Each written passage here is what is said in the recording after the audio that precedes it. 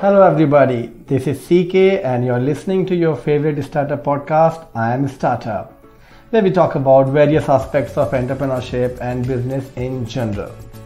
Alright, so today I'm going to talk about the hits and misses of Indian Union Budget 2023 purely from a startup perspective. Friends, we talked about Union Budget 2022 last year, which was a landmark digital budget as we saw the introduction of multiple path-breaking reforms that were invested in accelerating India's digital and startups revolution, and that kind of defined the way forward for Indian economy.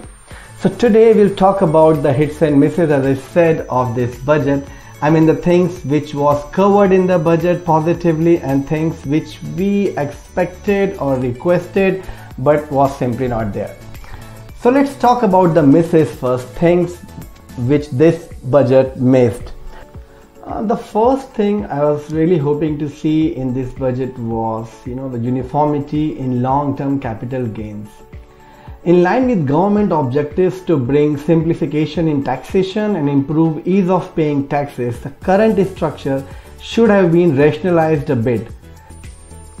The last few budgets have seen a strong commitment from the government towards improving the ease of doing business and simplifying the laws and procedures to facilitate investment. There has been a larger flow of investment by foreign portfolio investors and foreign direct investors, increasing the flow of savings from domestic investors into the startup investment. So I feel government has kind of missed the opportunity for rationalizing of the long-term capital gains.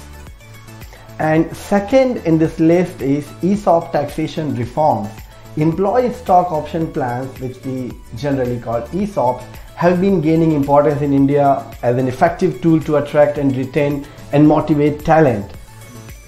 However, taxation of ESOPs has its own set of complications, given that its accrual typically straddles 3 or 4 years or even more, and that complexity further increases in case of mobile employees serving in more than one country during the vesting period. So considering the growing use of ESOPs by startups in India, it was actually required that the tax provision around startups should have been made simpler and clearer for smooth compliances by individual taxpayers. So that was second in my list. And among the most glaring misses in this year's budget was the crypto industry, where a 30% tax was announced last year, but there was absolutely silence and no mention of this volatile sector in this year's budget speech. So I was expecting something to hear from the Honorable Finance Minister about crypto in this year, but unfortunately that didn't happen. Alright, so that's enough about the misses. So it's time we talk about the positives, or what we are calling the hits of this budget for a startup. And I have listed 3 points here categorically. First, that tops the chart is setting up an agriculture accelerator fund for young entrepreneurs in rural India. I seriously think this could transform agricultural practices through the use of technologies and bring innovation and affordable solutions to Indian farmers. More so because the prediction here for Indian agriculture industry is to grow to a size of $24.1 billion by 2025. So this particular point of setting up the agriculture accelerator fund was the top shot for me in this budget for startup. Now second in my list is the creation of new age course industry 4.0 areas, including coding, AI, robotics, IoT, 3D printing, drones, etc., which will be enabled through 30 Skill India International Centers as mentioned by the Finance Minister. So I have been feeling that the lack of skilled talent has been a long-standing problem in Indian market, and since the launch of Startup India program, Digital India program and other flagship projects, this particular aspect has come under the spotlight. So I really hope that these 30 Skill India International Centers could bridge this gap eventually, maybe 2 years down the line or 3 years down the line. So finger crossed.